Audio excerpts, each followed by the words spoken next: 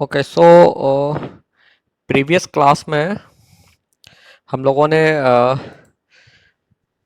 Schedule की definition discuss की थी एंड हमने डिस्कस किया था कि शेड्यूल कितने टाइप के होते हैं और दो शेड्यूल के इक्विवेलेंसी क्या है और दो शेड्यूल्स को हम इक्विवेलेंट कब कहते हैं ये भी हमने डिस्कस कर लिया था।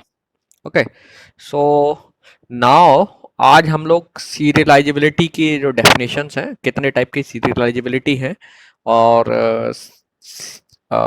हम एक शेड्यूल की सीरियलाइजेबिलिटी के बारे में एज पर द डेफिनेशन कैसे चेक करते हैं कि वो पर्टिकुलर कैटेगरी का सीरियलाइजेबल शेड्यूल है या नहीं है एंड और अगर एक सीरियलाइजेबल शेड्यूल एक शेड्यूल हमें दे दिया जाए कॉन्करेंट शेड्यूल तो हम कैसे पता करेंगे कि वो सीरियलाइजेबल शेड्यूल है या नहीं है। सो आज हम लोग कोशिश करेंगे ये सारे टॉपिक्स डिस्कस करें। So let's start. सो सबसे पहले हम जो है यहाँ पर एक अजम्पशन लेके चलेंगे जो मैंने पहले भी अजम्पशन के बारे में आपसे बात की है कि हम मान के चलेंगे कि जो जो भी ट्रांजैक्शन है जो शेड्यूल में जो ट्रांजैक्शंस हैं each of the transaction will be consistent. That means वो ट्रांजैक्शन डेटाबेस की कंसिस्टेंसी को डिस्टर्ब नहीं करेगा अगर आप उसे सिंगल हैंडेडली रन करें। कोई भी ट्रांजैक्शन ऐसा नहीं है जो डेटाबेस को इनकंसिस्टेंट स्टेट में छोड़ेगा अगर आप उसे इंडिविजुअली रन करते हैं, सेपरेटली रन करते हैं। ये हमारी अजम्पशन है। सो इसके साथ साथ आप ये भी बोल सकते हैं कि अ, ऐसा कब होता है, ऐसा ट्रांजैक्शन कब मिलेगा आपको, जब अगर उसमें कोई भी लॉजिकल एरर जो प्रोग्रामिंग में है वो नहीं है। तो ऐसे ट्रांजैक्शंस डेटाबेस में कंसिस्टेंसी लेके नहीं है, कंसिस्टेंसी मेंटेन रखेंगे। सो हम यहाँ मान के चल रहे हैं कि जो भी ट्रांजैक्शंस हम कंसीडर कर रहे हैं यहाँ पर वो इंडिविजुअली अगर रन करते हैं तो वो डेटाबेस को इनकंसिस्टेंट स्टेट में नहीं छोड़ते हैं। ओके नाउ आपको ये भी याद होगा पिछले डिस्कशन में हमने देखा था कि जो अगर आप शेड्यूल में जो भी ट्रांजैक्शंस हैं उनको किसी सीरियल ऑर्डर में रन करते हैं तो डेटाबेस की कंसिस्टेंसी मेंटेन रहती है ना। हाँ लेकिन प्रॉब्लम किसके साथ है, कॉन्करेंट शेड्यूल्स अगर हैं तो कुछ केसेस में वो कंसिस्टेंसी को प्रिजर्व करते हैं और कुछ केसेस में कंसिस्टेंसी को वायलेट भी कर सकते हैं। ओके सो हमने प्रीवियस डिस्कशन में भी देखा था कि हमारा मोटिव था कि हमें ऐसे शेड्यूल आइडेंटिफाई करने हैं जो कॉन्करेंट भी हो और जिनका आउटकम एक सीरियल शेड्यूल का इक्विवेलेंट हो। सो नाउ हम सीरियलाइजेबिलिटी डिस्कस करने जा रहे हैं। सो लेट्स सी कितने सीरियलाइजेबिलिटी की कौन कौन सी डेफिनेशंस अवेलेबल हैं। सो एक्चुअली सीरियलाइजेबिलिटी की अगर आप लिटरेचर में देखेंगे दो डेफिनेशंस अवेलेबल हैं या दो तरीके की सीरियलाइजेबिलिटी अवेलेबल है। One is conflict serializability, second is view serializability. So serializability की और दो डेफिनेशन हमारे पास हैं, conflict serializability and view serializability. So अगर एक शेड्यूल कोई कोई भी एक गिवन शेड्यूल आपके पास जो है वो अगर कन्फ्लिक्ट सीरियलाइजेबिलिटी की डेफिनेशन को सेटिस्फाई करता है तो हम कहेंगे कि ये शेड्यूल कन्फ्लिक्ट सीरियलाइजेबल है। व्यू सीरियलाइजेबल का मतलब क्या है कि अगर एक शेड्यूल व्यू सीरियलाइजेबिलिटी की जो भी डेफिनेशन है उसे सेटिस्फाई करेगा तो हम कहेंगे कि ये शेड्यूल व्यू सीरियलाइजेबल है। नाउ सीरियलाइजेबिलिटी क्या है, प्रीवियस क्लास में हमने डिस्कस किया था। सीरियलाइजेबिलिटी का मतलब है कि अगर एक शेड्यूल को आप सीरियल शेड्यूल में कन्वर्ट कर सकते हैं देन हम उस शेड्यूल को सीरियलाइजेबल शेड्यूल कहेंगे। सो let me define it formally. So serialisability is a property of A concurrent schedule. Serialisability is a property of concurrent schedule जिसमें जिसके अकॉर्डिंग अगर आप एक कॉन्करेंट शेड्यूल की जो नॉन कन्फ्लिक्टिंग इंस्ट्रक्शंस हैं उनके ऑर्डर को बदल करके एक्सचेंज करके अगर उस शेड्यूल को कॉन्करेंट शेड्यूल को आप एक सीरियल शेड्यूल में बदल सकते हैं तो हम उस शेड्यूल को बोलेंगे कि ये सीरियलाइजेबल है। ओके सो ऐसी इंस्ट्रक्शंस जिस जो आपस में एक दूसरे को कन्फ्लिक्ट नहीं कर रही हैं। सो कन्फ्लिक्ट के डेफिनेशन हम अभी डिस्कस करेंगे, कन्फ्लिक्टिंग का मतलब क्या है। सो अगर कुछ इंस्ट्रक्शंस को हम ऑर्डर को बदल करके एक से कॉन्करेंट शेड्यूल को सीरियल शेड्यूल में कन्वर्ट कर पाते हैं तो हम कहेंगे कि वो शेड्यूल सीरियलाइजेबल है। ओके आपकी जो सीरियलाइजेबिलिटी के डेफिनेशन की हम बात कर रहे थे, इसके अकॉर्डिंग दो तरीके की सीरियलाइजेबिलिटी है। हम अब एक एक करके दोनों को डिस्कस करेंगे। So let's C first conflict serialisability. So conflict serialisability में जाने से पहले हम लोग कुछ अजम्पशन लेके चल रहे हैं। आपको याद होगा कि हमने प्रीवियस क्लास में डिस्कस किया था कि एक ट्रांजैक्शन को हमने सिंप्लिसिटी के लिए दो ही तरीके की इंस्ट्रक्शंस के साथ डिस्क्राइब किया था, रीड एंड राइट।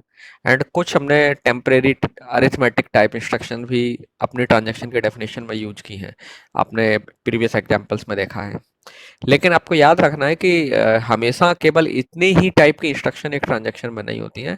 ट्रांजैक्शन में और भी कई तरीके की इंस्ट्रक्शंस हो सकती हैं, जैसे इनपुट आउटपुट इंस्ट्रक्शन हो सकती हैं, नेटवर्क पर कम्युनिकेशन से रिलेटेड इंस्ट्रक्शंस हो सकती हैं, जैसे वो नेटवर्क में से कम्युनिकेशन करता है और किसी डिवाइस से जो एसेसरीज डिवाइसेस हैं उनसे कम्युनिकेट करने के लिए भी इंस्ट्रक्शंस हो सकती हैं। Memory allocation, D allocation and communication with the operating system, इससे रिलेटेड भी इंस्ट्रक्शंस हो सकती हैं, है ना। डेटाबेस मैनेजमेंट के में ट्रांजैक्शन जो सिक्योरिटी मैनेजमेंट से रिलेटेड भी इंस्ट्रक्शंस हो सकती हैं, ऑथेंटिकेशन ऑथराइजेशन से रिलेटेड इंस्ट्रक्शंस हो सकती हैं। लेकिन सिंप्लिसिटी के लिए हमने अभी उन इंस्ट्रक्शंस को हमने साइड कर दिया और हम उनको यहाँ पर कंसिडर नहीं कर रहे हैं। सो हम यहाँ पर जो है ना मेनली दो ही तरीके की इंस्ट्रक्शंस के साथ काम कर रहे हैं, जो है रीड एंड राइट। ओके, लेकिन आपको याद रखना है कि केवल रीड और राइट ट्रांजैक्शन में इंस्ट्रक्शन नहीं होती है। एंड यहाँ भी अगेन हमने रीड और राइट इंस्ट्रक्शन को बिना किसी प्रोग्रामिंग लैंग्वेज की सिंटैक्स को फॉलो किए हुए डिस्क्राइब किया है। So that means we are using some pseudo code kind of format for representing the instructions. Okay, so you should keep in mind all these assumptions. Now let me define what are the conflicting instructions. जैसा कि मैंने आपको बताया था कि आपके एक schedule में conflicting instructions होती हैं। सो कन्फ्लिक्टिंग इंस्ट्रक्शन का मतलब क्या है, लेट्स सी। सो अगर एक सिंपल टर्म में देखें तो कन्फ्लिक्टिंग इंस्ट्रक्शन का मतलब है कि ऐसी इंस्ट्रक्शंस जिनके बीच में कन्फ्लिक्ट है। कन्फ्लिक्ट मीन्स आप उनके ऑर्डर को चेंज नहीं कर सकते, आप उनके ऑर्डर को चेंज नहीं कर सकते, क्योंकि अगर आप चेंज करते हैं तो ट्रांजेक्शन्स के जो आउटकम है वो बदल सकते हैं। एक शेड्यूल में अगर आप दो इंस्ट्रक्शंस को चेंज कर देंगे और वो इंस्ट्रक्शंस ऐसी हैं जिनकी वजह से ट्रांजेक्शन्स का आउटकम बदल जाता है, दैट मीन्स शेड्यूल का आउटकम बदल जाता है, तो उन इंस्ट्रक्शंस को हम कन्फ्लिक्ट इंस्ट्रक्शंस बोलते हैं। ओके, सो कन्फ्लिक्ट इंस्ट्रक्शंस को हम कैसे डिफाइन करेंगे, so let's see. So these are 4 conditions जिनके बेस पर हम तय करते हैं कि कौन सी इंस्ट्रक्शन कन्फ्लिक्टिंग होगी और कौन सी इंस्ट्रक्शन कन्फ्लिक्टिंग नहीं होगी। सो अगर आप देखें, there are 4 points given here as per the point 1 in this definition. You see that there are two read queue instructions. So दो अलग अलग ट्रांजेक्शन की हमारे पास इंस्ट्रक्शन है, या they can be also same transaction, but हम चूंकि दो ट्रांजेक्शन को कंपेयर कर रहे होते हैं तो we will consider instructions from two different transaction. So let's say ये इंस्ट्रक्शन जो है टी से है एंड ये इंस्ट्रक्शन टी से है। ओके, सो एक मान लीजिए टी से इंस्ट्रक्शन है रीड क्यू और टीजे से भी आपने एक इंस्ट्रक्शन लिया, ये भी रीड क्यू है। सो दोनों इंस्ट्रक्शंस रीड क्यू इंस्ट्रक्शंस हैं। सो आपको याद रखना है कि दो इंस्ट्रक्शंस अगर रीड कर रही है किसी भी डेटा आइटम को तो उनके बीच में कोई कन्फ्लिक्ट नहीं होगा, उनकी वजह से कोई प्रॉब्लम क्रिएट नहीं होगी। ओके, सो फॉर एग्जांपल अगर आप एक डेटा आइटम है और उसको दो ट्रांजैक्शन एक साथ उसकी वैल्यू को केवल रीड कर रहे हैं, ओनली रीड कर रहे हैं, याद रखना, रीड करके लेट से डिस्प्ले कर रहे हैं या नेटवर्क पर सेंड कर रहे हैं, तो इससे कोई प्रॉब्लम नहीं होने वाली है, इससे डेटाबेस में कोई इनकंसिस्टेंसी नहीं आने वाली है, क्योंकि एक जो डेटा आइटम क्यू है उस पर केवल रीड ऑपरेशन परफॉर्म हुआ है। तो रीड ऑपरेशन से चूंकि वैल्यू चेंज नहीं होने वाली है डेटा आइटम की, सो रीड ऑपरेशंस में कोई प्रॉब्लम नहीं है। दैट मीन्स एक रीड और दो रीड ऑपरेशन और आप इनके ऑर्डर को अगर बदलते भी हैं तब भी कोई फर्क नहीं पड़ने वाला है। ट्रांजेक्शन्स में जो एक जो शेड्यूल के अंदर जो ट्रांजेक्शन्स हैं उनके अगर आप दो ट्रांजेक्शन की इस तरीके की इंस्ट्रक्शंस को बदल देंगे जिसमें सेम डेटा आइटम को रीड किया गया है, ऑर्डर को बदल देंगे, तो ट्रांजेक्शन्स के शेड्यूल के आउटकम नहीं चेंज होने वाले हैं। तो इसलिए हम कहते हैं कि दो रीड इंस्ट्रक्शन आपस में कन्फ्लिक्ट नहीं करती हैं। Okay, so we call these instructions as non conflicting instructions. So same data item के लिए अगर रीड दो दो रीड इंस्ट्रक्शंस हैं अलग अलग ट्रांजेक्शन की, तो हम वी विल से ऑलवेज कि ये इंस्ट्रक्शंस कन्फ्लिक्टिंग नहीं है, that means they are non conflicting instructions. Okay, now बाकी की अगर तीन कैटेगरीज देखें आप, सो इन कैटेगरीज में आप पाएंगे कि ये इंस्ट्रक्शंस जो है सबके सब कन्फ्लिक्टिंग हैं, क्योंकि एक रीड और एक राइट इंस्ट्रक्शन अगर है, लेट्स से किसी भी ट्रांजेक्शन की रीड है इंस्ट्रक्शन और एक दूसरे की राइट है, तो अब रीड राइट का ऑर्डर बदलने से ट्रांजेक्शन का आउटकम बदल सकता है।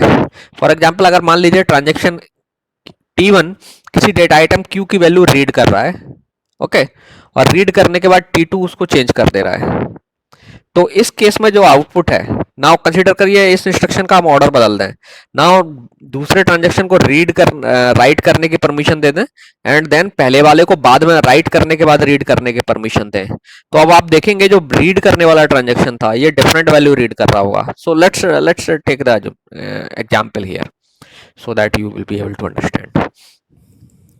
So suppose that T1 transaction है और एक T2 ट्रांजेक्शन है।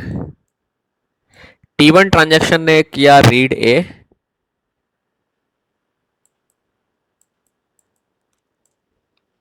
And let's say T2 transaction ने राइट A किया, राइट A, और लेट्स से A की वैल्यू थी राइटिंग से पहले या इनिशियली 100, और ट्रांजेक्शन T2 जो A की वैल्यू राइट कर रहा है, let's say that is 200। So transaction T2 A की वैल्यू लिखने जा रहा है वो डेटाबेस में, वो है 200। नाउ इमेजिन करिए पहले इंस्ट्रक्शन का ये ऑर्डर है, मान लीजिए पहले मतलब T1 ने रीड किया और T2 ने राइट किया। सो अगर आप देखेंगे T1 जो रीड करेगा इस टाइम पर वो वैल्यू क्या होगी, 100 मिलेगी T1 को रीड करने के लिए। ओके, और T2 फिर उसको राइट करके 200 कर देगा। सो A का फाइनल वैल्यू 200 है, लेकिन यहाँ डिफरेंस है A ने जो है ना वैल्यू रीड की है T1 ने A की वो 100 है, लेकिन अब इमेजिन करिए हम इंस्ट्रक्शन का ऑर्डर बदल देते हैं, लेट्स से T2 की राइट पहले हो जाएगा और रीड T1 का बाद में होता है। सो अब T2 राइट कर देगा, तो A की वैल्यू हो जाएगी 100 की जगह पे 200। ओके, नाउ अब T1 जो ना वैल्यू रीड करेगा, सो T1 क्या रीड करेगा, 200। ओके, क्योंकि वैल्यू राइट हो चुकी है। सो राइट होने के बाद A की वैल्यू बदल गई। सो आप देख रहे हैं दोनों केसेस में T1 को जो वैल्यू रीड करने वाली है वो अलग अलग हो सकती है अगर आप इंस्ट्रक्शन का ऑर्डर बदल देंगे, और ऑब्वियसली T1 A की वैल्यू को आउटपुट कर रहा होगा या उसके ऊपर कुछ फर्दर ऑपरेशन कर रहा होगा, तो इनपुट बदलने पर ऑब्वियसली फंक्शन का आउटपुट बदल जाता है, या ट्रांजेक्शन का इनपुट बदलने पर आउटपुट भी बदलेगा। सो इस तरीके से एक ट्रांजेक्शन का जब आउटपुट बदलेगा तो ऑब्वियसली पूरे शेड्यूल का आउटपुट बदलेगा। ओके, सो अगर एक रीड और एक राइट इंस्ट्रक्शन है तो ये कन्फ्लिक्टिंग होती हैं, क्योंकि आप इनका ऑर्डर बदलेंगे तो शेड्यूल का आउटकम बदल सकता है। नाउ आई होप आप समझ गए होंगे कि रीड और राइटिंग का ऑर्डर हम क्यों नहीं बदल सकते, या इनके ऑर्डर बदलने पर क्या प्रॉब्लम हो सकती है। Okay, so now let's come to the next category और next pair of the conflicting instruction, वो है राइट और राइट ऑपरेशन। अब अगेन अगर हम फिर एग्जांपल है, चूंकि राइट इंस्ट्रक्शन भी ध्यान रखना कन्फ्लिक्ट करती हैं, सो इसमें ऑर्डर आप बदलेंगे तो वैल्यू डिफरेंट हो जाएंगी। नाउ सपोज अगेन दो ट्रांजेक्शन है T1 और T2, T1 राइट कर रहा है A को, both have right A instruction. So T1 के सपोज पहले राइट ए इंस्ट्रक्शन है और राइट B, T2 राइट ए बाद में है T2 का। T2 is also doing a writing and it is also writing the value of A, and let's say T2 जो है ना वैल्यू राइट कर रहा है वो है A की 500, T1 राइट कर रहा है लेट्स से वैल्यू 1000। अब इमेजिन करिए कि ऑर्डर पहले ऐसे है कि T1 पहले राइट करेगा, T2 बाद में राइट करेगा। सो अगर T1 पहले राइट करता है और T2 बाद में राइट करता है, तो राइट किसका सरवाइव करेगा, जिसने बाद में राइट किया होगा। सो A की वैल्यू आपको कितनी मिलेगी शेड्यूल में, फाइनल वैल्यू 500। अब अज्यूम करिए आप इसका ऑर्डर बदल देते हैं इन दोनों इंस्ट्रक्शंस का, मतलब T2 पहले राइट करेगा अब, और T1 को आप बाद में राइट करने देते हैं। तो जब T1 पहले राइट करेगा तो ये पहले 500 लिखेगा, और फिर सॉरी T2 500 लिखेगा, देन T1 उसे बाद में आकर के 1000 कर देगा। सो अगर ऑर्डर बदलने पर ए की वैल्यू कितनी हो जाएगी अब? 1000। सो इसका मतलब क्या हुआ, अगर आप दो राइट इंस्ट्रक्शंस का ऑर्डर बदलेंगे तो शेड्यूल्स का आउटकम बदल सकता है। सो दैट मीन्स ये इंस्ट्रक्शन कन्फ्लिक्टिंग है। कन्फ्लिक्टिंग का मतलब they are going to create problem for you, conflict कर रहे हैं। सो जब कन्फ्लिक्ट इंस्ट्रक्शन का आप ऑर्डर बदलेंगे तो वो आउटपुट चेंज कर देंगे। ठीक है। सो इस तरीके से ये चार कैटेगरीज हैं जिसके बेस पर आप डिसाइड करेंगे, या चार रूल्स आप कह सकते हैं, इनके बेस पर आप डिसाइड करते हैं कि दो इंस्ट्रक्शंस कन्फ्लिक्ट कर रही हैं या नहीं कर रहे हैं। ओके, सो रूल बहुत सिंपल है कि अगर दोनों इंस्ट्रक्शंस रीड हैं, दो अलग अलग ट्रांजेक्शन की, सपोज आपने दो इंस्ट्रक्शन कंसिडर की और आप जानना चाहते हैं कि ये कन्फ्लिक्टिंग है या नहीं है, तो आप उनका देखेंगे कि ऑपरेशन क्या है। सो अगर दोनों रीड ऑपरेशन परफॉर्म कर रही हैं सेम डेटा आइटम पर, तो दोनों कन्फ्लिक्ट नहीं करेंगे, सो वो नॉन कन्फ्लिक्टिंग है। अगर एक रीड और एक राइट है, कोई सी भी हो सकती है, तो क्योंकि रीड राइट इंस्ट्रक्शन हमेशा कन्फ्लिक्ट करती हैं, ध्यान रखना read write same data item पर होना चाहिए। अगर एक इंस्ट्रक्शन रीड क्यू है और एक इंस्ट्रक्शन राइट बी है, तो दोनों अलग अलग हैं, दोनों अलग डेटा आइटम को राइट कर रही है, तो उसमें कन्फ्लिक्ट नहीं होगा। ठीक है। सो कन्फ्लिक्टिंग की बात सेम डेटा आइटम के लिए है, याद रखना है। सो अगर एक इंस्ट्रक्शन रीड है और एक दूसरी सेम डेटा आइटम पर राइट इंस्ट्रक्शन है, तो ये दोनों कन्फ्लिक्ट करेंगे, या एक राइट है दूसरी रीड है। सो रीड राइट का अगर कॉम्बिनेशन है तो ये कन्फ्लिक्टिंग होंगे, या दोनों इंस्ट्रक्शंस राइट हो तो कन्फ्लिक्टिंग होंगे। Okay, so conflicting instructions I hope अब आप समझ गए होंगे। सो कन्फ्लिक्टिंग इंस्ट्रक्शंस की डेफिनेशन समझना जरूरी है, क्योंकि इसी के बेस पर आप आइडेंटिफाई कर पाएंगे कि एक शेड्यूल कन्फ्लिक्ट सीरियलाइजेबल है या नहीं है।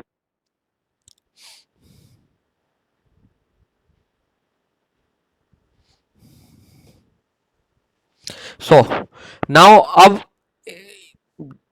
इससे आप फर्दर अगर if you can you can convince yourself, आप और intuitively you can feel कि अगर आप दो ऐसी इंस्ट्रक्शंस जो कन्फ्लिक्टिंग नहीं है उनका ऑर्डर बदल देंगे शेड्यूल में, तो शेड्यूल का आउटपुट नहीं बदलने वाला है। आई होप नाउ आप रियलाइज कर लिया होगा, आप लोगों ने, आप सब रियलाइज कर चुके होंगे कि अगर दो कन्फ्लिक्टिंग इंस्ट्रक्शंस का हम ऑर्डर बदलेंगे तो शेड्यूल का आउटपुट बदल जाएगा, और अगर दो नॉन कन्फ्लिक्टिंग इंस्ट्रक्शंस का ऑर्डर बदलेंगे तो शेड्यूल का आउटपुट नहीं बदलेगा।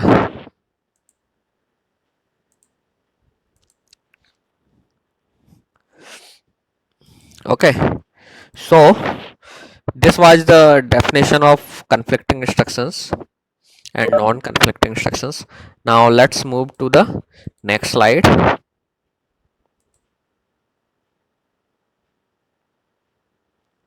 Now कन्फ्लिक्ट सीरियलाइजेबिलिटी की डेफिनेशन पर आते हैं हम। एक शेड्यूल को कन्फ्लिक्ट सीरियलाइजेबल कब कहेंगे? सो लेट्स अज्यूम कि आपके पास दो शेड्यूल हैं, एक शेड्यूल आपके पास एस है एंड एक शेड्यूल एस डैश है। So you have two schedules S and S dash. Now suppose that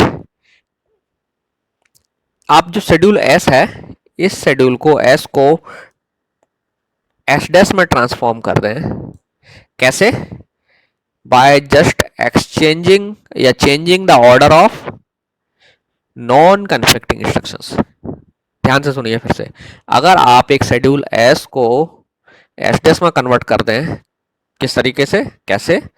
by changing the order of non conflicting instructions, मतलब आप नॉन कन्फ्लिक्टिंग इंस्ट्रक्शंस को एक्सचेंज करके उनके ऑर्डर को बदल करके एक शेड्यूल एस को एस डैश में ट्रांसफॉर्म कर देते हैं, तो एस और एस डैश दोनों क्या कहलाएंगे? एक दूसरे के कन्फ्लिक्टिंग इक्विवेलेंट। एक दूसरे के नहीं, sorry, S will be called conflicting equivalent of S dash. Okay, so अगर आप ऐसे सीरीज ऑफ स्वैप करके, कई सीरीज ऑफ स्वैप जिसमें नॉन कन्फ्लिक्टिंग इंस्ट्रक्शंस का ऑर्डर से स्वैप हो रहा है, और उससे आप एक शेड्यूल एस को एस डैश में चेंज कर देते हैं, तो आपको एस जो है, S and S dash will be called conflicting serializable. Schedule. ठीक है, सो कन्फ्लिक्टिंग सीरियलाइजेबल को जनरली हम इक्वल से तो नहीं डिनोट करते हैं, we can use this symbol. ठीक है, सो यहाँ इस सिंबल का मतलब है कि ये कन्फ्लिक्टिंग सीरियलाइजेबल है। सो अगर आप एक शेड्यूल एस को conflicting instructions sorry non conflicting instructions के ऑर्डर को बदल करके एस डैश में ट्रांसफॉर्म कर दें तो एस जो है इस एस डैश का कन्फ्लिक्टिंग इक्विवेलेंट शेड्यूल कहलाएगा। ओके, नाउ अब आता है conflict serialisable schedule. Now conflict serialisable schedule का मतलब यह है कि अज्यूम कर लीजिए कि एस डैश शेड्यूल है, सीरियल शेड्यूल है। सपोज एस डैश जो शेड्यूल है ये एक सीरियल शेड्यूल है, इमेजिन करिए। ओके, नाउ एस आपका एक कॉन्करेंट शेड्यूल है, सपोज दैट ये आपका कॉन्करेंट शेड्यूल है, कॉन्करेंट।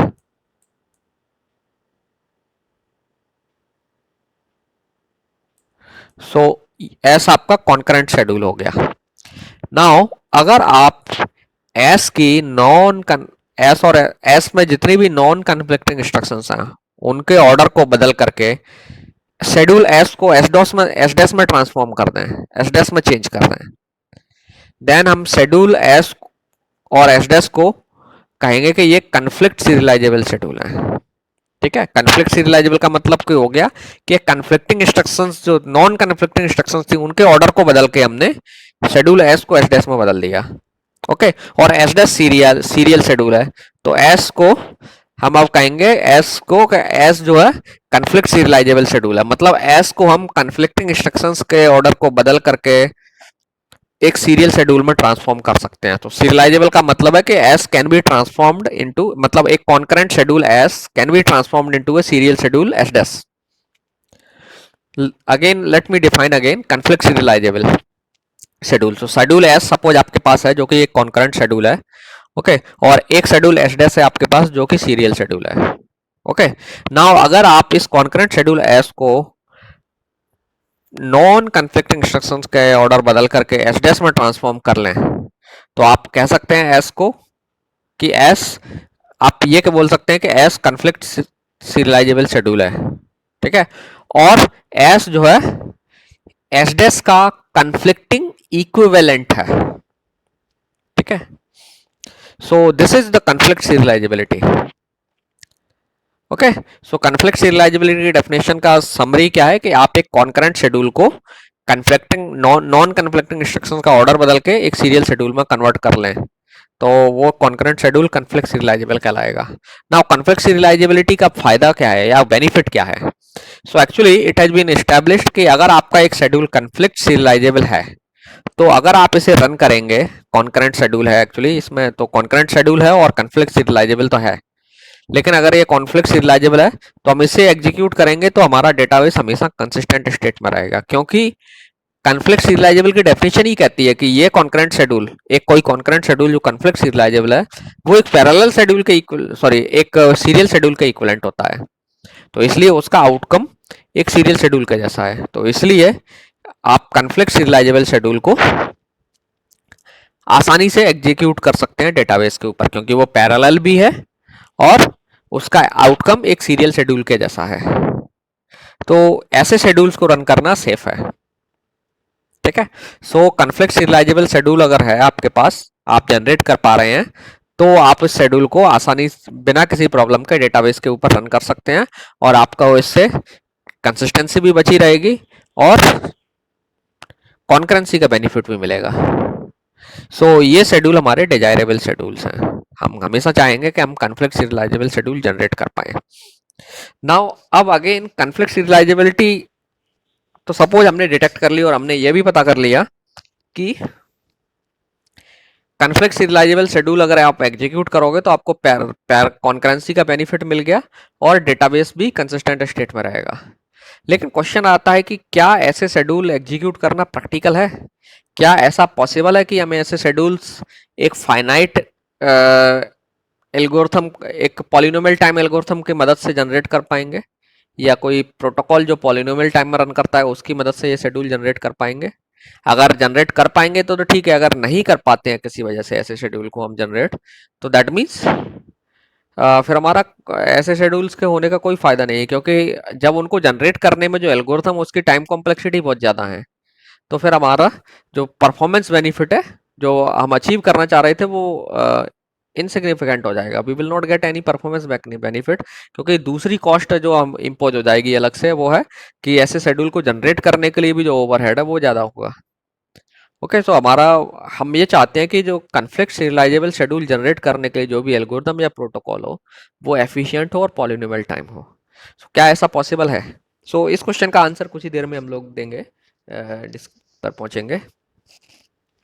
ना दूसरी चीज ये देखना है कि आपको, जब आपने मान लीजिए शेड्यूल जनरेट कर लिया है कॉन्फ्लिक्ट सीरियलाइजेबल शेड्यूल, आपके पास एक शेड्यूल है, तो आप कैसे डिसाइड करेंगे कि ये शेड्यूल कॉन्फ्लिक्ट सीरियलाइजेबल है? आपके पास कोई एल्गोरिथमिक मेथड होना चाहिए। आप जो, जैसे अगर आपसे मैं आपको दो शेड्यूल दे दूं तो, और आपसे पूछूं कि ये कॉन्फ्लिक्ट सीरियलाइजेबल है या नहीं है, तो आप डेफिनेशन के बेस पर आप बता देंगे कि ये शेड्यूल कॉन्फ्लिक्ट सीरियलाइजेबल है या नहीं है। लेकिन इसी काम को हम ऑटोमेट कैसे करेंगे? इसी काम को ऑटोमेट करने के लिए हमारे पास एक एल्गोरिदम होना चाहिए और वो एफिशिएंट भी होना चाहिए।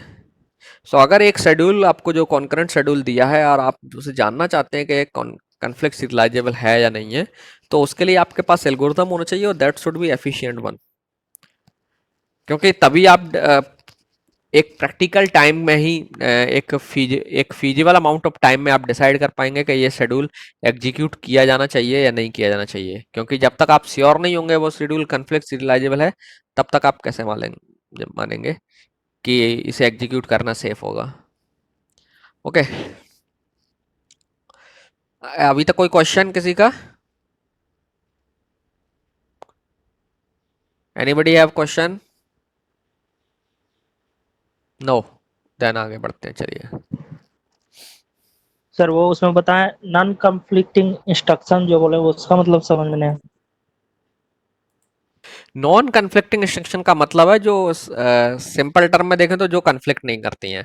कन्फ्लिक्ट नहीं करती हैं इसका मतलब है कि उनके ऑर्डर बदलने पर भी डेटाबेस में जो जो शेड्यूल है कंसीडरेशन में आपके, उसका आउटकम नहीं बदलता है।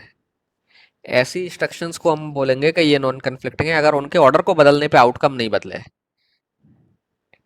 ठीक है, ऐसी इंस्ट्रक्शंस ट्रांजैक्शंस की, एक शेड्यूल है सपोज आपके पास, उसमें कुछ ऐसी इंस्ट्रक्शंस हैं जिनका ऑर्डर आप बदल भी देते हैं तो शेड्यूल का आउटपुट नहीं बदलता है, तो ऐसी इंस्ट्रक्शंस को हम बोलेंगे कि ये नॉन कन्फ्लिक्टिंग है। लेकिन ऐसा पेयर ऑफ इंस्ट्रक्शन हो जिसमें जिनके ऑर्डर बदलने पर शेड्यूल का आउटकम बदल सकता है या बदल जाता है, उन्हें हम बोलेंगे कि ये कन्फ्लिक्टिंग है। तो कन्फ्लिक्टिंग में हम उनका ऑर्डर नहीं बदल सकते, क्योंकि ऑर्डर बदलने का मतलब ट्रांजेक्शन में शेड्यूल में जो ट्रांजेक्शन्स हैं उनके आउटपुट, उनके इंडिविजुअल इनपुट आउटपुट चेंज होंगे और फिर फाइनली आपका शेड्यूल का आउटपुट बदल जाएगा। Okay, so let's see an example. So you can see this example. आपके पास इसमें दो शेड्यूल्स हैं, एक शेड्यूल S3 है, schedule 3, and you have one more schedule that is called schedule 6। Now इसमें दो ट्रांजेक्शन्स इन्वॉल्व हैं, एक T1 एंड T2। सो अगर आप देखें ये कॉन्करेंट शेड्यूल है और ये एक सीरियल शेड्यूल है। नाउ लेट्स सी क्या इस शेड्यूल को हम इस शेड्यूल में ट्रांसफॉर्म कर सकते हैं।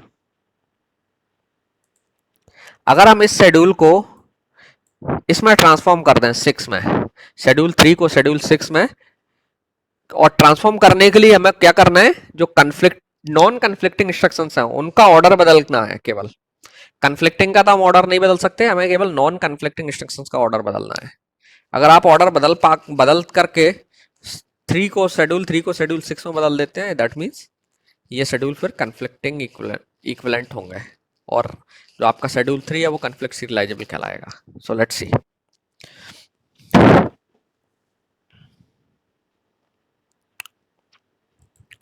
So if you can observe here, जैसे आप देखेंगे, लेट्स सी, ये दो इंस्ट्रक्शंस हैं। सबसे पहले आप इनका ऑर्डर बदलना चाहेंगे। क्लोज इंस्ट्रक्शंस जो एक दूसरे के होती हैं उनका ऑर्डर बदलने की कोशिश करते हैं।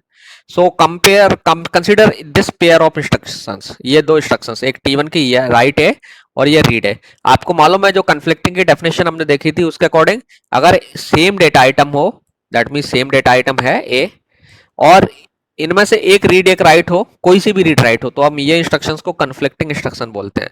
सो ये दोनों इंस्ट्रक्शंस कैसी हैं, आपस में कन्फ्लिक्ट कर रही हैं। सो मतलब इनके ऑर्डर को हम नहीं बदल सकते, क्योंकि हम इनका ऑर्डर बदलेंगे तो आउटकम बदल जाएगा ट्रांजैक्शन का। कैसे? जैसे मान लीजिए आप राइट बाद में करें, T1 को राइट बाद में करने दें और T2 को पहले राइट रीड कर लेने दें, तो इससे क्या होगा कि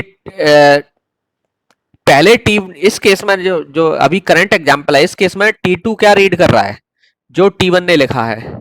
अगर आप इसको ऊपर कर देंगे और राइट ए को नीचे कर देंगे, इसका मतलब अब T2 कुछ और रीड करेगा, T1 ने जो राइट की है वैल्यू उसे रीड नहीं करेगा।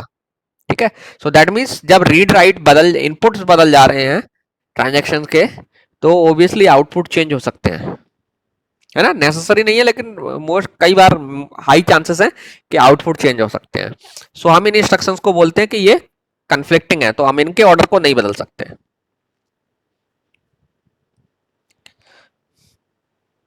ओके, नाउ सो मैं ये चाह रहा था कि इस शेड्यूल को हमें या तो ये चारों सीरियल शेड्यूल में बदलने का क्या ऑप्शन है आपके पास, इसके पास ये एक शेड्यूल है, मुझे सीरियल में बदलना है।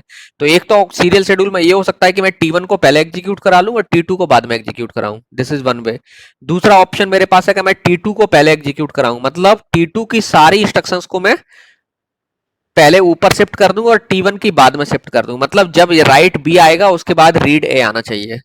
सो मैं इस तरीके से इंस्ट्रक्शंस को ऊपर नीचे करूं कि एक साथ T1 की इंस्ट्रक्शंस या तो सारी पहले आ जाएं और फिर उसके बाद T2 की, या इसका उल्टा हो जाए।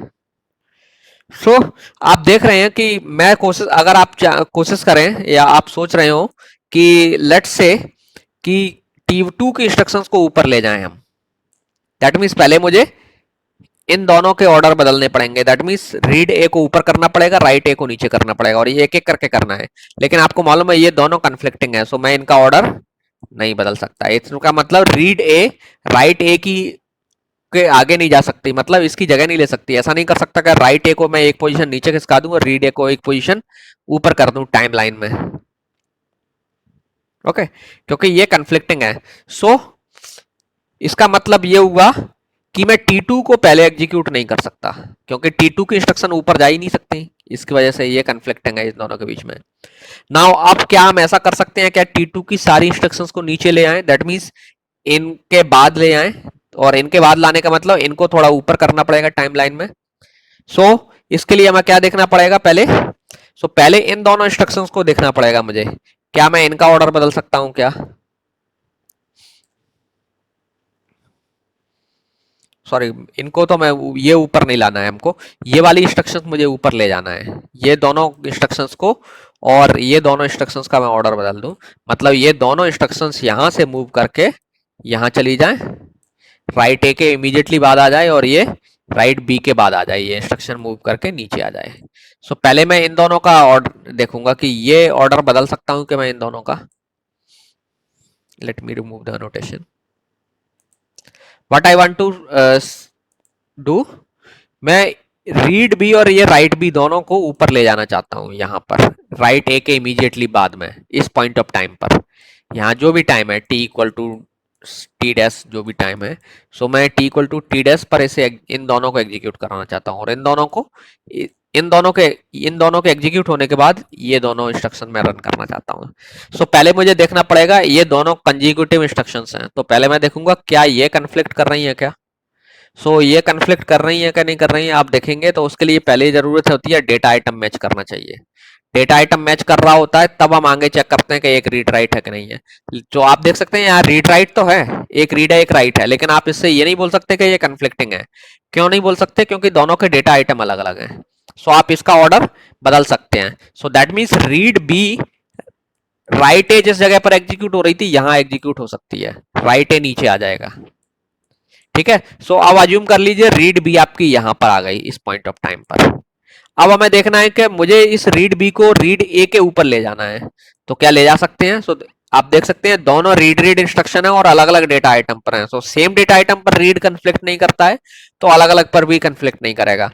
दैट मीन्स मैं रीड बी को इसके बाद राइट ए के इमीडिएटली बाद एग्जीक्यूट कर सकता हूं। रीड बी आपका यहां आ गया।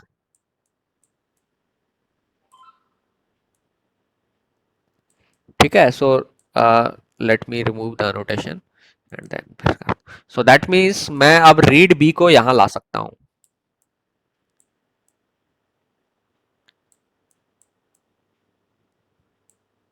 ठीक है, और इसके रीड बी के बाद राइट रीड ए रहेगा और राइट ए रहेगा। ठीक है, सो ये हट गया यहां से। अब मेरा ऑब्जेक्टिव है कि मैं राइट बी को भी इसके जस्ट इमीडिएट बाद ले आऊं, दैट मीन्स इन दोनों के पहले ले आऊं। तो मैंने पहले इन दोनों से एक एक करके चेक करना पड़ेगा। पहले मैं इससे चेक करता हूं क्या ये दोनों कन्फ्लिक्ट कर रही हैं क्या। तो आप देखते हैं एक राइट ए है, एक राइट बी है, अलग अलग डेटा आइटम पर राइट है। सो इनके ऑर्डर को मैं आसानी से बदल सकता हूं, मतलब मैं राइट बी को पहले कर दूंगा, राइट ए को बाद में कर दूंगा।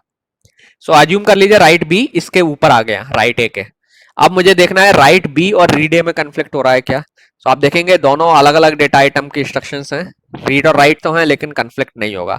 सो इसका मतलब राइट ए यहां आ गया, सॉरी राइट बी है, राइट बी, और ये दोनों लाइंस जो है ना इसके राइट बी के बाद आ जाएंगी इमीडिएटली कुछ गैप बाद। सो दैट मीन्स आपका शेड्यूल ये बन जाएगा। सो ये चारों एक साथ आ गई, ये चारों एक साथ आ गई। सो दैट मीन्स आपने शेड्यूल 3 को ट्रांसफॉर्म कर दिया एक लीनियर शेड्यूल में। सो आपका शेड्यूल 3 कंफ्लिक्टिंग इक्विवेलेंट है, कंफ्लिक्टिंग इक्विवेलेंट है शेड्यूल 6 के। क्यों? क्योंकि शेड्यूल 3 जो कि कॉन्करेंट था, मैंने इसे एक सीरियल शेड्यूल में बदल दिया। कैसे बदला है?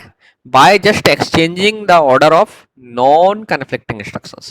सो आपने एक कॉन्करेंट शेड्यूल को नॉन कन्फ्लिक्टिंग इंस्ट्रक्शंस के ऑर्डर को बदल करके एक सीरियल शेड्यूल में बदल दिया, या एक किसी शेड्यूल में बदल दिया, सीरियल की बाद में बात करते हैं। सो शेड्यूल 3 जो है शेड्यूल 6 का कन्फ्लिक्टिंग इक्विवेलेंट हो गया। ठीक है, क्योंकि 3 से आप 6 में ट्रांसफॉर्म कर दिया आपने 3 को, शेड्यूल 3 को। सो ये 3 6 के इक्विवेलेंट हो गया। तो इक्विवेलेंट जो डेफिनेशन है वो वाइस वर्सा होती है। सो वाइस वर्सा का मतलब जैसे इक्वल टू ऑपरेटर होता है, A is equal to B, B is equal to A होता है। तो similarly 3 is conflicting equivalent to 6, तो सी 6 भी 3 के कन्फ्लिक्टिंग इक्विवेलेंट होगा। ओके, सो ये डेफिनेशन आपके जो रिलेशन है सिमेट्रिक होता है, कन्फ्लिक्टिंग इक्विवेलेंट। नाउ शेड्यूल 3 को हम बोलेंगे कन्फ्लिक्ट सीरियलाइजेबल शेड्यूल। क्यों? क्योंकि कन्फ्लिक्ट सीरियलाइजेबल की डेफिनेशन क्या कहती है कि अगर एक शेड्यूल एक सीरियल शेड्यूल के इक्विवेलेंट है, कन्फ्लिक्टिंग इक्विवेलेंट है। सो आपने देखा हमने कन्फ्लिक्टिंग इक्विवेलेंट पहले से ही दिखा चुके थे, और आपको मालूम है अब शेड्यूल 6 जो है सीरियल भी है। तो इसलिए अब आप शेड्यूल 3 को कन्फ्लिक्ट सीरियलाइजेबल शेड्यूल बोलेंगे, और ये कॉन्सेप्ट है, this is called conflict serialisability. Okay, so conflict serialisable schedule का मतलब हो गया कि एक ऐसा शेड्यूल जो कॉन्करेंट है और उसके कन्फ्लिक्ट नॉन कन्फ्लिक्टिंग इंस्ट्रक्शंस को हम बदल के ऑर्डर को बदल करके हम एक सीरियल शेड्यूल में ट्रांसफॉर्म कर सकते हैं। सो schedule 3 is an example of conflict serialisable schedule, क्योंकि ये कन्फ्लिक्टिंग इक्विवेलेंट भी है 6 के और 6 सीरियल शेड्यूल है, तो इसलिए शेड्यूल 3 कन्फ्लिक्ट सीरियलाइजेबल शेड्यूल हो गया। आई होप सब लोगों को डेफिनेशन क्लियर हो गई होगी अब कन्फ्लिक्ट सीरियलाइजेबिलिटी की। किसी को कोई डाउट है?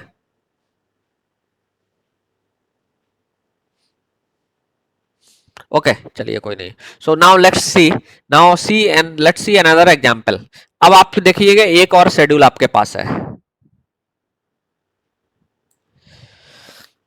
क्या आप इस शेड्यूल को, ये कॉन्करेंट शेड्यूल है, आप देख सकते हैं दो ट्रांजेक्शन है T3 and T4, and this is example of concurrent schedule. क्या आप इस शेड्यूल को एक सीरियल शेड्यूल में बदल सकते हैं? सो सीरियल शेड्यूल का मतलब होगा या तो T3 की इंस्ट्रक्शन ऊपर चली जाए, T4 बाद में रन हो, या T4 का पहले ये इंस्ट्रक्शन ये सबसे ऊपर हो जाए और ये दोनों उसके बाद आए, है ना। सो ये एक पॉसिबिलिटी होगी सीरियल शेड्यूल की। सो क्या हम इसे ट्रांसफॉर्म कर सकते हैं सीरियल में? सो सीरियल का मतलब होगा अगर मान लीजिए मैं पहले T3 को एग्जीक्यूट करना चाहता हूं ऑर्डरिंग में, सो मुझे T3 को अगर करना है पहले एग्जीक्यूट, तो इसका मतलब ये इंस्ट्रक्शन इस पॉइंट पर आना चाहिए यहां, और राइट क्यू जो है मूव करके इस जगह पर आ जाए, इसके सामने इस टाइमलाइन पर।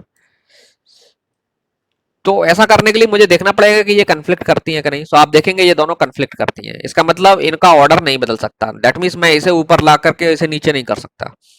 सो ये नीचे नहीं जा सकती और ये ऊपर नहीं जा सकती। सो ये दोनों का ऑर्डर नहीं बदल सकता, ये फिक्स हो गए। नाउ अब क्वेश्चन अराइज होता है कि ये दोनों का ऑर्डर नहीं बदल सकता, क्या इन दोनों का ऑर्डर में बदल सकता हूँ क्या? तो इन दोनों का अभी प्रेजेंट ऑर्डर ये है, मैं ये चाहता हूँ कि ये नीचे आ जाए और ये ऊपर चले जाए, तो मेरा काम बन जाता, सीरियल शेड्यूल बन जाता, T4 देन T3 ऐसे बन जाता। मतलब T4 की इंस्ट्रक्शन पहले रन हो जाती, फिर बाद में ये दोनों रन हो जाती। सो क्या मैं ऐसा कर सकता हूँ? तो इसके लिए आप देखेंगे कि ये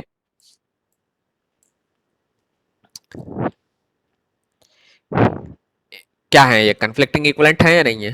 कन्फ्लिक्टिंग इक्विवेलेंट है, सॉरी ये दोनों कन्फ्लिक्टिंग इंस्ट्रक्शंस हैं। सो कन्फ्लिक्टिंग इंस्ट्रक्शंस है तो मैं इनका ऑर्डर नहीं बदल सकता।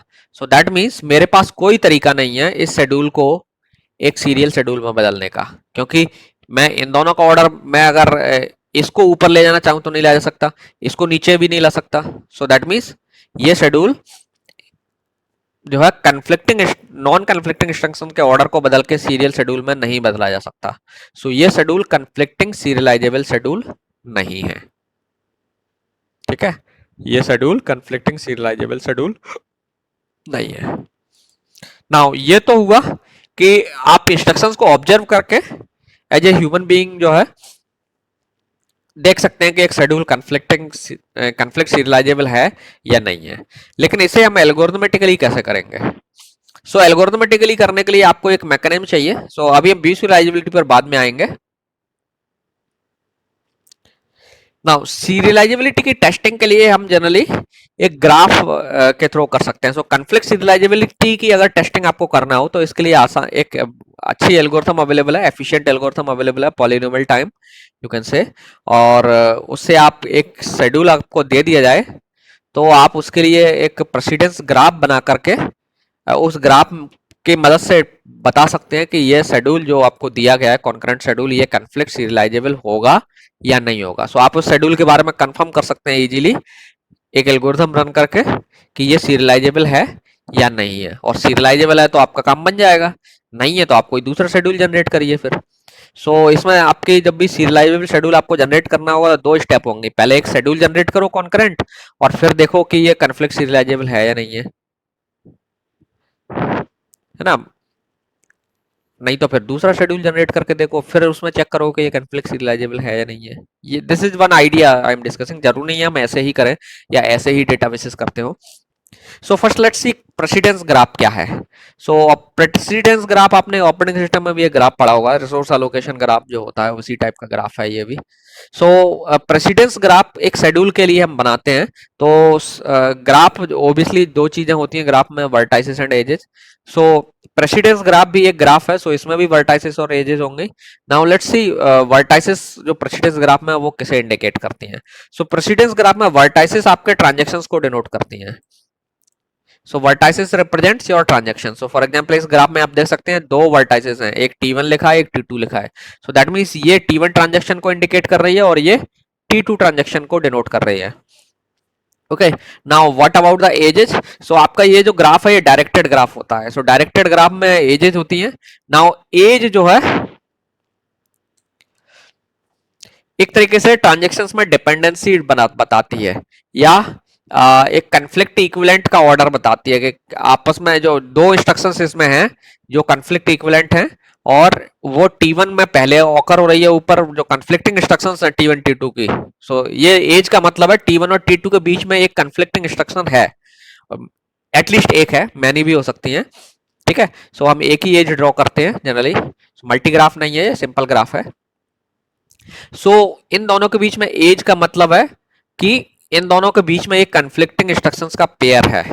ओके, और एज का डायरेक्शन बताता है कि इंस्ट्रक्शन जो कन्फ्लिक्टिंग है उसमें पहले कौन सी आती है ऑर्डर में। टाइमलाइन ऑर्डर में जो पहले आती है फिर वहां से एज दूसरे वाले के साथ जाती है। इसका मतलब हो गया T1 से एक एज T2 जा रही है, इसका मतलब T1 की एक कन्फ्लिक्टिंग इंस्ट्रक्शन I1 है, टाइमलाइन ऑर्डर में ऊपर है, और इसकी इंस्ट्रक्शन लेट से I2 है। तो ये दोनों कन्फ्लिक्टिंग है और उनके बीच में ऐसा ऑर्डर है, मतलब I1 पहले आ रही है और I2 बाद में आ रही है। तो ये ऑर्डरिंग को डिनोट करती है, डायरेक्शन। ठीक है, टाइमलाइन जो ऑर्डरिंग है वो उसको डिनोट करती है। So we will take an example, so आपको ये क्लियर हो जाएगा। ठीक है, सो let's see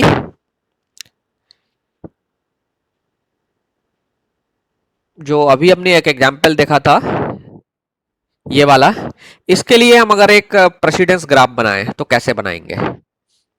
so let's create the precedence graph. छोटा सा शेड्यूल है, सो ऑब्वियसली शेड्यूल के लिए पहले आपको दो एजेस बनाना पड़ेंगे, सॉरी दो वर्टाइसेस। एक वर्टाइस ट्रांजेक्शन T3 को रिप्रेजेंट करेगी, तो आपने इसका नाम T3 ले लिया, यहां ले लिया T4। ठीक है, दो वर्टाइसेस हो गई। नाउ अब इनके बीच में एजेस ड्रॉ करनी है। सो पहले आप देखिए, ये दो इंस्ट्रक्शन है जो कि कन्फ्लिक्टिंग है। सो आप देखेंगे कन्फ्लिक्टिंग में T3 की इंस्ट्रक्शन पहले है और T4 की बाद में है। सो इसलिए आप एक एज ड्रॉ करेंगे जो T3 से T4 की तरफ जाएगी। ठीक है, डायरेक्शन कैसे समझ में आया? जो इंस्ट्रक्शन टाइमलाइन में ऊपर है, क्योंकि ये टाइम पहले वाला टाइम है, ये अब नीचे जाते हैं तो टाइम बढ़ता चला जाता है। सो प्रीवियस कौन सी इंस्ट्रक्शन है, किस ट्रांजेक्शन की इंस्ट्रक्शन पहले है, कंफ्लिक्टिंग जो मिल रही है पेयर आपको उसमें, तो read Q and right Q, तो ये पहले आ रहा है। ठीक है, सो आपने इसको T3 से T4 के बीच एज ड्रॉ कर दी। नाउ एक और पेयर है आपके पास, अब देखिए इसमें भी कंफ्लिक्टिंग है, लेकिन इसमें T4 की इंस्ट्रक्शन पहले है। सो अब एक एज ड्रॉ करोगे आप डायरेक्टेड, जो T4 से T3 की तरफ जाएगी। सो इसका डायरेक्शन मैंने T3 क्यों रखा? क्योंकि T4 की इंस्ट्रक्शन पहले है, T3 की बाद में है। सो ये एक प्रेसिडेंस ग्राफ बन गया इस शेड्यूल के लिए। नाउ प्रेसिडेंस ग्राफ बनाने के बाद बहुत आसान होता है आपको पता कर पाना कि ये शेड्यूल सीरियलाइजेबल है या नहीं है। सो सिंपली जब आपका प्रेसिडेंस ग्राफ बन जाएगा, अब आप उसमें एक साइकिल डिटेक्शन एल्गोरिथम रन कर दीजिए। क्योंकि प्रेसिडेंस ग्राफ में अगर साइकिल है, इसका मतलब है कि वो शेड्यूल आपका कॉन्फ्लिक्ट सीरियलाइजेबल नहीं होगा। ठीक है, सो कॉन्फ्लिक्ट सीरियलाइजेबल मेथड को हम प्रेसिडेंस ग्राफ से कैसे, सीरियलाइजेबिलिटी को कैसे टेस्ट कर सकते हैं प्रेसिडेंस ग्राफ से? आप पहले प्रेसिडेंस ग्राफ बना लीजिए और उसमें चेक करिए क्या उसमें साइकिल है। अगर उस ग्राफ में साइकिल है तो इसका मतलब है कि वो शेड्यूल जिसके लिए आपने ये ग्राफ बनाया है वो कॉन्फ्लिक्ट सीरियलाइजेबल नहीं है। अगर साइकिल नहीं है, ग्राफ असाइक्लिक है, असाइक्लिक है मतलब साइकिल नहीं है, तो इसका मतलब वो शेड्यूल कॉन्फ्लिक्ट सीरियलाइजेबल होगा डेफिनेटली। सो ये जो शेड्यूल है आपका, इसमें आप देखेंगे इसका जो ग्राफ मैंने बनाया है इसमें साइकिल है। सो ये ग्राफ डिनोट कर रहा है सीधे सीधे कि ये जो शेड्यूल है, ये शेड्यूल कॉन्फ्लिक्ट सीरियलाइजेबल नहीं है। ठीक है, लेट्स चलिए आज यहीं क्लोज करते हैं। सो मैं आपके लिए होमवर्क दे रहा हूं कि इससे पहले जो शेड्यूल हमने डिस्कस किए थे जितने भी, एक शेड्यूल ये कॉन्करेंट और ये सीरियल का पेयर है। सो पहले इस शेड्यूल के लिए आपको ग्राफ बनाना है, इस शेड्यूल के लिए भी ग्राफ बनाना है, इसके लिए बनाने की जरूरत नहीं है, सॉरी इसका तो सिंपल ग्राफ बनेगा, असाइक्लिक बनेगा। तो जितने भी सीरियल जो कॉन्करेंट शेड्यूल आपके बुक में कई जगह पे दिए हुए हैं, उन सब के लिए आपको प्रेसिडेंस ग्राफ बनाना है और उसके बेस पर डिटेक्ट करके बताना है कि कौन कौन से जो ग्राफ, कौन कौन से शेड्यूल हैं वो कॉन्फ्लिक्ट सीरियलाइजेबल हैं। ठीक है, ये आपके लिए होमवर्क है कल के लिए। सो आज हम लोग यहीं क्लोज करते हैं। ठीक है, सो नेक्स्ट क्लास में हम आगे व्यू सीरियलाइजेबिलिटी की डेफिनेशन डिस्कस करेंगे।